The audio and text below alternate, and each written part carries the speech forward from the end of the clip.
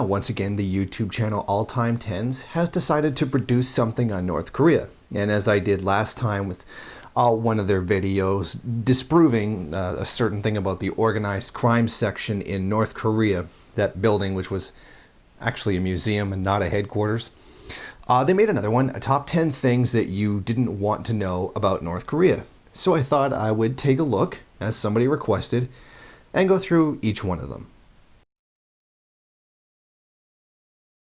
Now this one's actually very, very easy to do.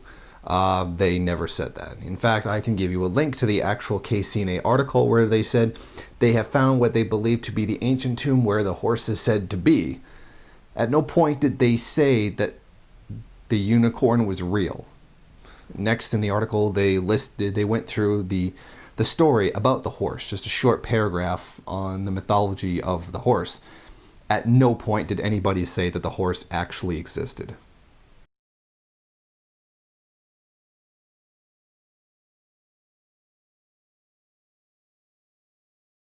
Now this is a baseless assertion that apparently North Korea stole China's trains. I mean, this just absolutely, there's not really anything to back this up. Now, while I was researching this, most of the websites that did have articles on this were citing this one article from strategypage.com as a source to what happened, and Strategy Page links to Free Republic as a source for what it is, and then that links to a Financial Times article. Now, unfortunately, you can't see the Financial Times article unless you sign up. So I went ahead and signed up an account and then actually took a look at the article, and this is what it actually does say. The Chinese Railway Ministry suspended a number of rail freight services into North Korea on October 11th. Humanitarian agencies operating in North Korea told Financial Times.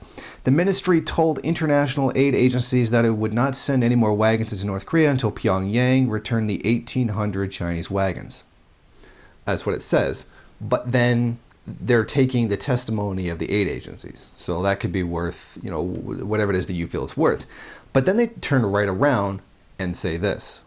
An official from China's railway ministry said yesterday that it was not aware of any suspension of freight services into North Korea. But Fu Zhu of the Dianda International Freight and Forwarding Company said there had been delays in the return of wagons, but that North Korea had asked for permission from China. So really, which one of these is it?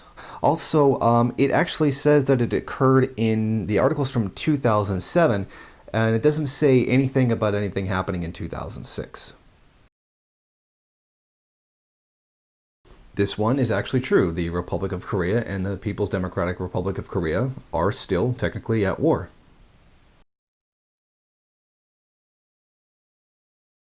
It's claimed that Kim Jong-il killed his brother in the family swimming pool when he was 5. Now, this is what the Telegraph article actually says.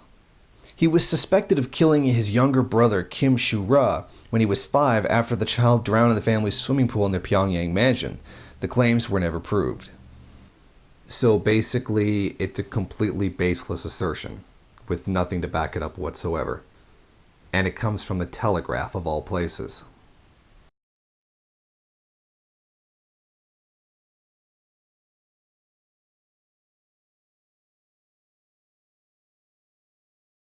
According to some even bourgeois sources, this story may not actually be all that it appears to be. In fact, many do believe that he had actually defected to North Korea after his studio was shut down, and then changed his story when he wanted to come back. But in 1978, he fell afoul of the frequently repressive government of General Park Chung-hee, who closed his studio after making at least 60 movies in 20 years. Shin's career appeared to be over.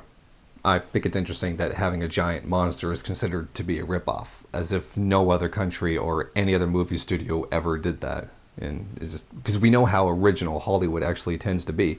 Now, it's actually true. They did actually shut down his studio and prevented him from making any more movies. Now, in addition to supposedly being abducted, which he may or may not have been, the story itself is actually quite vague. He was allowed to travel to Berlin and other foreign locations with his wife. In fact, even in the article, they detail how they walked past U.S. embassies, and his wife would tell him, "Oh, make a run for it, make a run for it." He said, "No, we can't be sure because we might be killed," because they were escorted by people, which may or may not even actually be true. So even bourgeois sources are still not absolutely certain that this story is actually true. Shin's story is fantastical as many of his movies. He writes of being caught trying to escape and spending 4 years in an all-male prison camp as a result, left to assume that his wife was dead. North Korean apparatchiks have tried to cast doubt on Shin's story, claiming that he willingly defected to North Korea and absconded with millions. But Korea experts find Shin's story believable. Eric Hengbotham, a fellow at the U.S. Council on Foreign Relations, is one of many.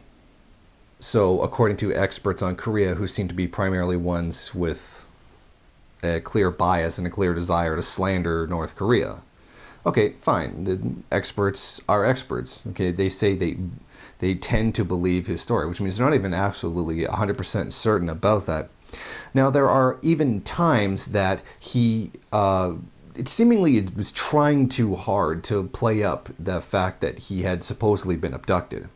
Shin has worked hard to dispel any impression that he remains friends with his ex-executive producer. In an open letter to the South Korean president following the September 11 attacks, he wrote that his first reaction to the World Trade Center collapse was that it was in Kim Jong-il's nature to do the same to Seoul. It's very strange that he would say this because it has nothing to do with it, and it has nothing to do with 9/11. Like he was putting on a show for the public or something. It's actually very strange. Although interestingly, his account of the gulags was that it was an all-male one, when we're supposed to be told entire families go to them and live together. Apparently that's Camp 22. So a bit of contradicting stories on the supposed gulags where everybody just gets killed. But in the end, this story nothing is actually really verifiable. His story no more true than the counter story is. But actually, both stories seem plausible, like they could be true. So we'll never actually really know, but the whole thing does seem very suspicious to me.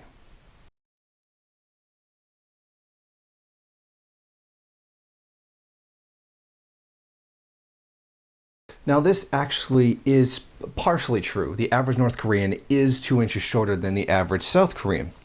That is a fact. However, the lowering of the height requirement for North Korean soldiers isn't actually backed up with anything that I can see.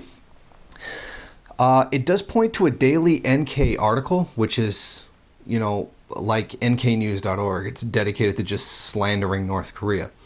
Although, interestingly, I couldn't actually find this article. I mean, I looked for like an hour. I couldn't actually locate the article where this is. However, I did find a bunch of articles that are actually quoting the one in question. So it seemingly is somewhere, but I can't actually find it.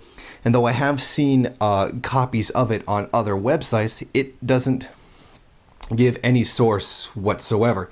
Essentially, it's just a baseless assertion, although one that I would agree could very well be true.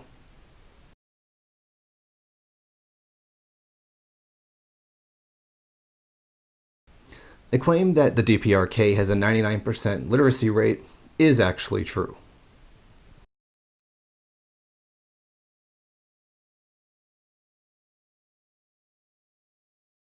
Now, I've heard this claim before that the DPRK has these radios that can just never be turned off. They can be turned down, but never be turned off, and are always spitting government propaganda. Although, like most claims about the DPRK, it's based on absolutely nothing. There's been no evidence given of this whatsoever. Just nothing. It's a completely baseless assertion, which is pretty typical for anti-North Korean propaganda.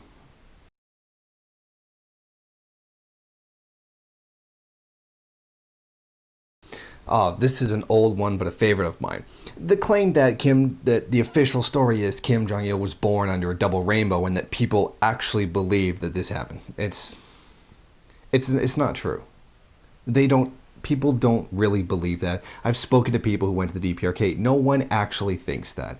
It's basically a baseless assertion, as usual. Although, interestingly, one person did point to an animation that supposedly proved this. It was a DPRK animation, except it was a completely different style of animation. It was actually rather higher quality and expensive, while the DPRK is supposed to be poor and everything sucks. Basically, it's like a baseless assertion with an animation that's not even close to actually North Korean style animation. But again, this is one of those like really, really stupid accusations that's based on nothing.